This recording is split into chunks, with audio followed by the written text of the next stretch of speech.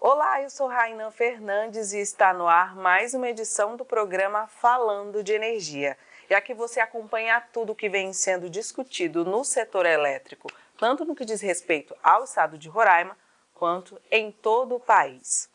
E além do nosso programa no YouTube, você pode acompanhar um pouco mais do trabalho do Fórum de Energias Renováveis de Roraima por meio do nosso portal. O endereço é o energiasroraima.com.br. E nesta edição vamos falar da crise hídrica e também de eficiência energética. E para isso, hoje eu vou contar com pessoas que conhecem de perto o trabalho do Fórum de Energias Renováveis de Roraima. Nos últimos meses, um assunto tem sido bastante discutido no nosso país, a crise hídrica. Com a escassez de chuva neste momento em várias regiões do país, acendeu um sinal de alerta para o abastecimento de água e também o fornecimento de energia elétrica em várias regiões do país. A mudança vem no momento em que os principais reservatórios de água no país estão num nível crítico. Esse cenário faz com que o governo tenha que recorrer às usinas térmicas, que têm um custo bem maior para a geração de energia. E olha, esse custo extra já está sendo repassado aos consumidores finais por meio da mudança da bandeira tarifária. E sobre esse assunto a gente começa tentando entender e explicar para vocês a dimensão dessa crise e o que a gente pode esperar nos próximos meses. Para detalhar isso, um dos meus convidados é o Ricardo Lima, ele que é consultor do Instituto Clima e Sociedade. Ricardo, seja bem-vindo. Para quem está nos acompanhando diante da atual crise, hídrica, como você contextualiza as recentes medidas adotadas pelo governo federal nas mais diversas instâncias? A situação é realmente, como você colocou, muito grave, né? Nós estamos vivendo a pior seca do país nos últimos 90 anos. O governo tem, na minha opinião, tomado algumas medidas na direção de enfrentar essa crise, basicamente aumentando a geração termoelétrica, aumentando a importação de energia, colocando mais gás para gerar energia térmica, que, como você falou, são fontes muito caras. E tem dado um sinal que ainda um pouco tímido para atuar na ponta da demanda de energia. Lançou um programa para as grandes indústrias, para os grandes consumidores, onde eles vão poder ofertar um deslocamento do consumo para outros horários, e recentemente o ministro anunciou que haverá também um programa de incentivos para que os consumidores ligados em baixa tensão também tenham algum incentivo para reduzir o seu consumo. Mas a situação hoje é muito mais grave do que aquela do racionamento que o país viveu no racionamento de 2001, 2002. Os reservatórios estão até em níveis inferiores do que estavam naquela época. Medidas mais duras precisam ser tomadas, mas hoje o consumidor, como você falou, já está pagando por esse sobrecusto e vai pagar muito mais, porque os reajustes previstos para o ano que vem são muito elevados. Ricardo, é importante a gente falar para quem está em casa, que a gente falou aí que consumidor ele já está pagando, que a gente já está na bandeira vermelha num patamar 2. O que seria isso? Explica para a gente. As bandeiras tarifárias foram criadas para dar um sinal para o consumidor de como está a situação do sistema elétrico brasileiro. Ou seja, quando está a bandeira verde, está tudo bem, ele não paga nada. Quando é bandeira amarela, significa que, olha, tem algum risco de falta de energia, então você vai pagar um pouco a mais, mas é um sinal para ele economizar, em princípio, seria isso. E bandeira vermelha, que é quando a situação está muito grave. E bandeira vermelha 2, que é o que a gente está vivendo agora, é gravíssimo. É importante dizer que nessa bandeira 2, vermelha, bandeira 2 vermelha, o consumidor paga cerca de R$10 para cada 100 kWh de consumo. E o ANEEL está estudando, e hoje tem notícias de que isso pode ir para R$ 15. Pode parecer pouco, mas R$ 10 significa 2 quilos de arroz a mais ou a menos na mesa no final do mês. Então, e essas bandeiras, na verdade, que serviriam para dar um sinal econômico para o consumidor, na verdade, eles antecipam, o efeito dessas bandeiras é que elas antecipam o que seria um impacto maior na tarifa. Ou seja, elas antecipam um caixa para a distribuidora pagar por essa geração térmica mais cara, né, para evitar que no próximo reajuste esse reajuste seja maior, né, porque a distribuidora precisaria ser compensada. Então, ela serve muito mais como um alívio de caixa para as distribuidoras do que um sinal econômico. As bandeiras tiveram muito pouco efeito efetivo na adoção pelo consumidor de medidas de eficiência energética. Ricardo, é importante a gente falar também, esse aumento, né, das tarifas afeta de alguma forma os sistemas isolados?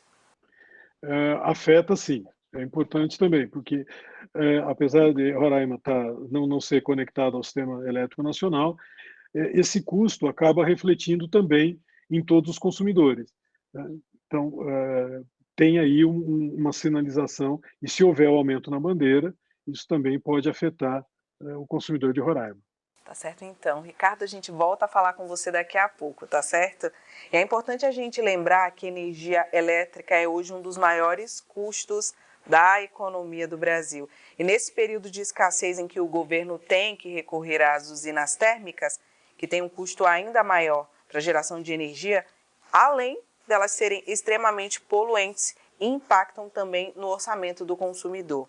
E em meio a essa crise, entidades públicas e privadas têm alertado para a ausência de investimentos em energias renováveis. E tendo em vista que uma das saídas para o problema é a diversificação da matriz energética e um trabalho mais efetivo em torno da eficiência energética, já entrando nesse contexto, eu converso agora com a Camila Borges Cunha, ela que é bacharel em Direito pela Faculdade de Direito da USP, mestre e doutora em Planejamento de Sistemas Energéticos pela Faculdade de Engenharia Mecânica da Unicamp, tendo como foco de pesquisa o papel do Brasil frente às negociações internacionais sobre a mudança global do clima. Hoje atua como coordenadora da Iniciativa de Eficiência Energética no Instituto Clima e Sociedade. Camila, seja bem-vinda. Camila, a crise hídrica é uma realidade no Brasil e as consequências, né, já estão à porta. Nesse momento, algumas decisões são fundamentais. O IDEC, o Instituto Brasileiro de Defesa do Consumidor, publicou uma matéria onde o governo federal ele diz que não há risco de racionamento de energia e apagões no país. É possível afirmar isso, tendo em vista a situação que estamos vivendo? Não, ao contrário. Ontem ou antes de ontem, o Ministério de Minas e Energia fez uma convocatória onde o ONS, o Operador Nacional do Sistema, apresentou dados alarmantes em relação às perspectivas de agravamento da capacidade do sistema de ofertar energia elétrica nos próximos meses, principalmente em setembro e outubro. Diante disso, e apesar desses dados apresentados pelo Operador Nacional do Sistema, o próprio Ministério afirmou que não estamos diante de um racionamento, o que é um contraponto, porque, sim, estamos diante da necessidade de fechar a torneira e de apagar a luz em todos os níveis e em todas as instâncias.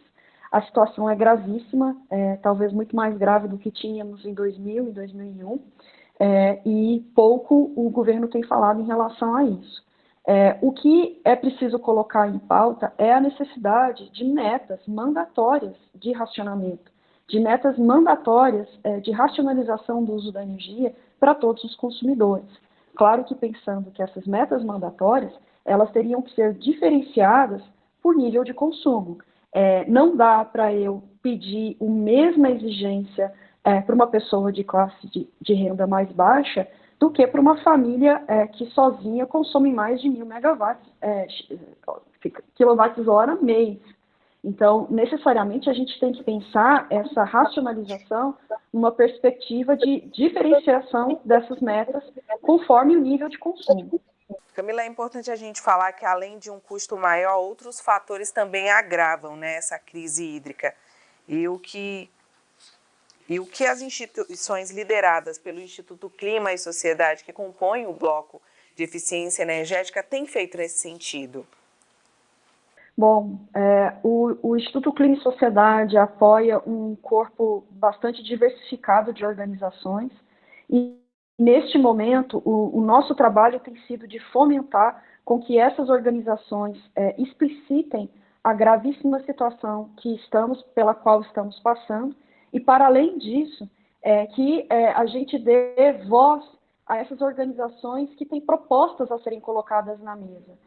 Existem saídas possíveis emergenciais, mas também saídas que precisam ser tomadas já, que poderão trazer bons resultados em termos principalmente de economia de energia, pelo lado da demanda, obviamente, no médio e no longo prazo. Então, essas organizações estão trabalhando em diferentes frentes.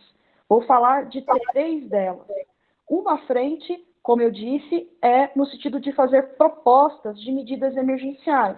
Você mesma citou o exemplo do IDEC, do Instituto Brasileiro de Defesa do Consumidor, que, nesta semana, levantou a necessidade de pensarmos metas e pensarmos medidas de racionamento para a população em geral, obviamente, com critérios diferenciados por capacidade de renda. Além disso, temos trabalhado junto com o próprio Fórum numa demanda que é o projeto de lei da geração distribuída, para que esse projeto de lei inclua a situação, inclua medidas diferenciadas para os sistemas isolados e para as populações de baixa renda. E uma outra frente é um trabalho que estamos fazendo de propor um conjunto de medidas de eficiência energética em diferentes setores. Essas propostas de eficiência energética devem ser lançadas no mais tardar no final da semana que vem. Tá certo, então. Então é importante a gente reforçar também que é um trabalho em conjunto com várias instituições aí que querem uma mudança, né? Querem propor medidas, né, de um uso eficiente de energia. Sem dúvida nenhuma. Nesse momento, a gente precisa juntar esforços. E destaco aqui o papel do Fórum nesse processo, participando ativamente de todas essas iniciativas. O Fórum, por exemplo, tem nos ajudado muito com a discussão e a proposta dos leilões de eficiência, originalmente pensados para Roraima. A necessidade da gente efetivamente tentar implementar, de fato, o leilão de eficiência em Roraima como uma perspectiva de nos auxiliar a futura implementação desse modelo em outras regiões do país. Tá certo, Camila, daqui a pouquinho a gente volta a falar com você. E agora eu vou chamar o Ricardo para explicar para a gente, porque ele atuou em empresas do setor elétrico por muitos anos, e essa ideia da realização de um leilão de eficiência. Ricardo, conta para a gente um pouco da sua experiência internacional em leilões de eficiência energética e como funciona esse mecanismo de mercado. Bom, o Fórum tem trabalhado bastante, inclusive, no leilão de eficiência energética de Boa Vista. É uma coisa muito importante. Essa ideia não é uma ideia nova. Muitos países e algumas regiões dos Estados Unidos, inclusive, adotam isso. Veja, qual é a perspectiva, qual é a visão que se tem de um leilão? Normalmente, o que se faz é o seguinte: olha, eu vou ofertar tantos megawatts de geração, mas o consumidor pode ofertar tantos megawatts também de redução do consumo. Ou seja, adotando medidas de eficiência, equipamentos mais eficientes, mudança de processos. Ele pode dizer, olha, eu consumo X hoje, eu vou consumir X menos 20%. E esses 20% eu ofereço ao sistema elétrico como uma capacidade economizada. Veja, eficiência energética é a energia mais limpa e mais barata que tem. Não tem zero de poluição, zero de efeito estufa. E eu diria, o governo está preparando um leilão para dezembro para potência no sistema. Infelizmente, o governo privilegiou as fontes térmicas caras e poluentes. Quando a gente olha, por exemplo, na região da Pensilvânia, nos Estados Unidos, né, ou na região de Boston, na Nova Inglaterra, os operadores do sistema desses lugares, eles pedem para o consumidor para que, daqui a um ano, quanto que você pode ofertar de redução de consumo para o sistema. E paga por isso. É importante dizer que nesses setores, por exemplo, no estado lá da Pensilvânia, no ano passado, mais de 2.000 megawatts foram ofertados em eficiência energética. Então, você tira essa capacidade do sistema, né, e isso é muito mais barato e muito mais eficaz do que uma nova geração. E com um detalhe muito importante, a eficiência energética é uma grande geradora de empregos em toda a cadeia, desde a produção dos equipamentos até a operação, a instalação, operação e manutenção. Ricardo, obrigada pelas suas contribuições, e a gente segue agora, já trazendo agora para o nosso estado, né, que a partir desse contexto e para mostrar que é possível mudanças no consumo a partir da conscientização dos consumidores e investimentos, né, em equipamentos mais seguros, a gente vai conversar com o engenheiro eletricista Cristiano Bessa e o coordenador do fórum, Alexandre Reinklein. Nos últimos dias, o Cristiano tem acompanhado aí a mobilização, principalmente em torno da realização do leilão de eficiência energética, e a gente tem buscado, por meio do fórum, a articulação com os políticos, né, do nosso estado. E o Cristiano vai dar detalhes disso. Cristiano, como é que tem sido esse diálogo aqui em Roraima? Bom, o diálogo tem sido o mais proveitoso possível, né? A gente tem buscado esclarecer a todos os envolvidos que só temos benesses em realizar esse leilão e também das possibilidades da gente criar uma cultura de eficiência energética aqui no estado. Aqui em Roraima, quem vive aqui realmente sabe disso, que as pessoas realmente, quando elas abraçam uma causa, elas criam cultura. Então, como bem o Ricardo estava falando, né, uma cultura de eficiência energética é um local onde isso aí todo mundo já pensa como eu posso economizar, o que eu posso fazer para economizar, que tipo de fonte eu posso colocar, que é melhor do que a outra, mas é mais eficiente ou menos poluente que a outra. Então, a gente tem buscado levar isso, primeiro, esse conhecimento de uma forma fácil, né, de fácil entendimento a todos, e buscado unir as vertentes políticas em prol dessa causa. A ideia é que todos possam conversar, né? Nós temos a Câmara, a Prefeitura, a Assembleia, temos o governador do Estado, 8 deputados federais e 3 senadores. Então, todo mundo tem que entender isso, entender, falar a mesma língua e entender que o trabalho conjunto vai trazer benefícios para nós, vai trazer benefícios para Roraima, gerar emprego, gerar renda e criar essa cultura aqui, no Estado, né? Então, um Estado que pessoas que sabem o que é ter eficiência energética, sabem o que é eficiência energética e sabem dos benefícios de ter isso no seu dia a dia. Então, essa é a abordagem e é o que nós temos procurado buscar. E o que é interessante é que já temos uma pauta já inicial e uma pauta bem grande, né, bem considerável, que é a realização do leilão. Eu vi que já houve alguns comentários aí.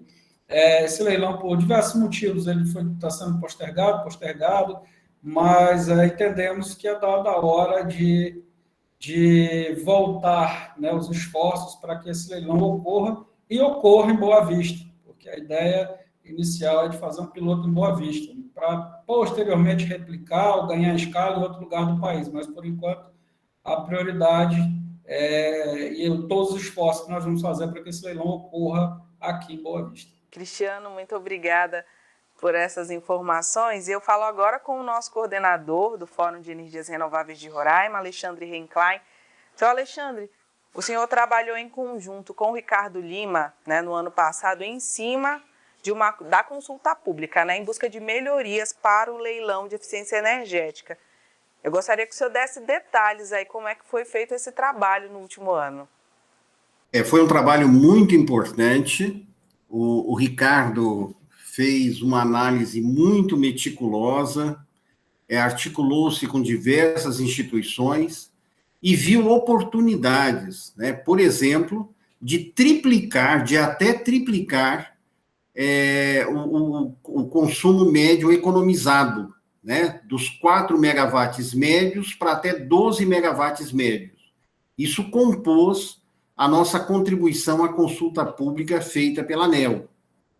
Também, nós observamos que se poderia expandir para os demais consumidores para as demais classes de consumidores os benefícios desse leilão. Então, além de residenciais e comerciais, abrangendo também consumidores industriais, órgãos públicos, toda a região metropolitana de Boa Vista, todos os bairros e os demais municípios interligados a Boa Vista, de tal sorte que nós poderíamos fazer um leilão bem mais abrangente, gerando resultados muito mais significativos, beneficiando, além dos milhares de consumidores que já serão beneficiados nessa proposta original, aumentando significativamente esse alcance, essa abrangência do leilão. Mas, de qualquer maneira, é um leilão extremamente interessante. Vai gerar centenas de empregos, dezenas de empresas serão apoiadas, milhões de reais serão aportados na economia local. E, principalmente, Roraima, particularmente Boa Vista, onde nós consumimos aqui a energia mais poluente do país, toda ela advinda, toda ela gerada por térmicas a diesel, esse leilão de eficiência energética vai contribuir para essa redução de emissão de gases de efeito estufa, vai contribuir para a redução da conta CCC, portanto, aliviando as tarifas dos consumidores em todo o Brasil, e vai mostrar claramente que a eficiência energética, como já foi muito bem falado por esse timaço que está aqui hoje, pelo Ricardo, pela Camila, pelo Cristiano, vai deixar muito evidente que a eficiência energética é a principal estratégia que pode e deve ser adotada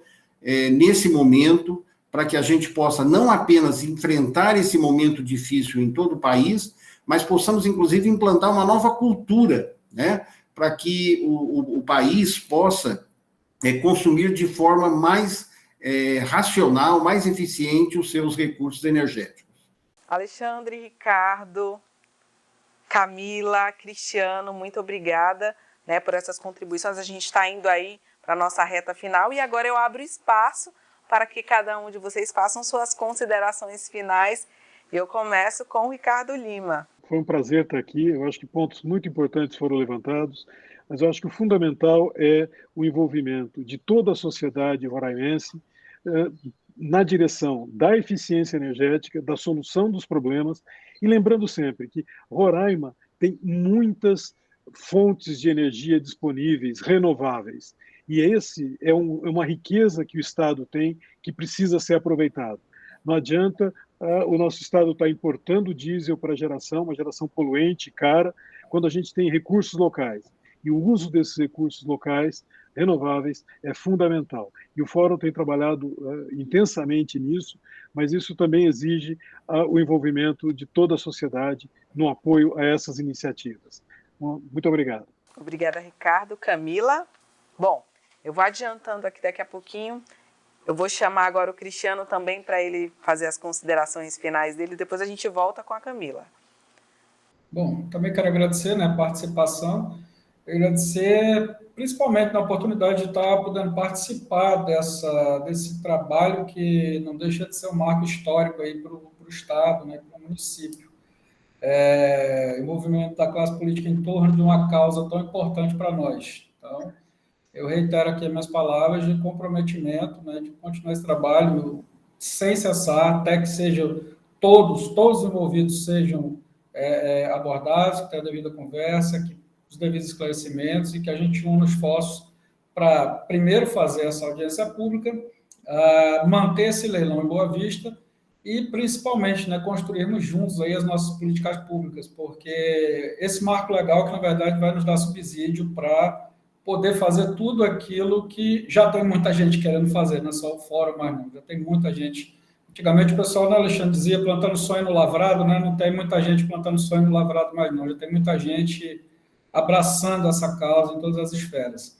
Então, esse é o nosso comprometimento e o nosso trabalho em prol dessa causa. Obrigado, forte abraço a todos. Obrigada, Cristiano. Alexandre?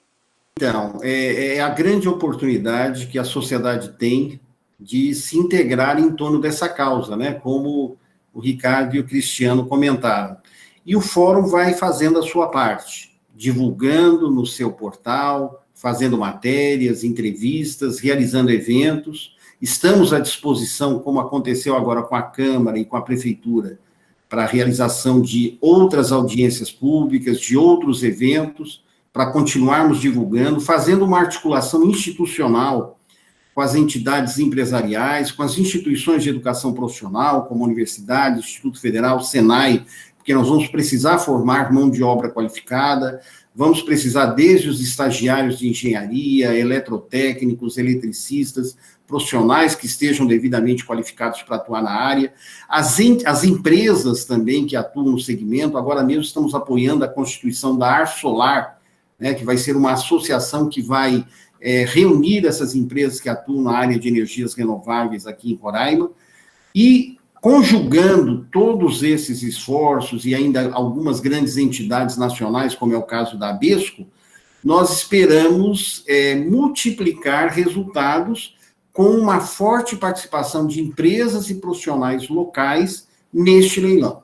Então, o que a gente acredita firmemente é que esse leilão será um sucesso e que, através dele, estaremos dando a nossa contribuição nessas medidas emergenciais que foram elencadas pela Camila, rumo à eficiência energética. Acho que esse é o nosso papel nesse momento, de mostrar, através desse laboratório, que podemos fazer muito mais enquanto consumidores, enquanto sociedade civil, para que possamos fazer um enfrentamento proativo e bastante pragmático, orientado para resultados, rumo à eficiência energética. Muito obrigado e entendo que vamos ter que voltar a conversar sobre esse assunto, porque ele demanda uma série de análises e proposições.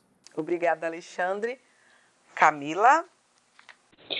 Eu queria novamente pedir desculpas pela minha falta de energia e pelos problemas de conexão em função disso. Mas eu acho que, só reforçando tudo que já foi falado aqui e adicionando um ponto, que é pensarmos eficiência energética como uma questão de economia, como uma questão de competitividade, como uma questão de produtividade. Economizar energia, racionalizar energia, ser mais eficiente no consumo de energia significa ter menos custo de produção, significa ter mais capital para reinvestir em outras necessidades, em outras demandas. Então, é importante também ver este leilão de eficiência como, sobretudo, um mecanismo de política econômica, uma medida econômica que só vem a beneficiar o setor produtivo como um todo. E, mais uma vez, agradecendo imensamente a oportunidade. Camila, muito obrigada. Desde já eu também agradeço a participação de todos, a contribuição, e a gente segue por aqui acompanhando e trazendo todas essas informações para vocês. Pessoal, muito obrigada. Esta edição do programa Falando de Energia fica por aqui. Até o nosso próximo encontro. Até mais.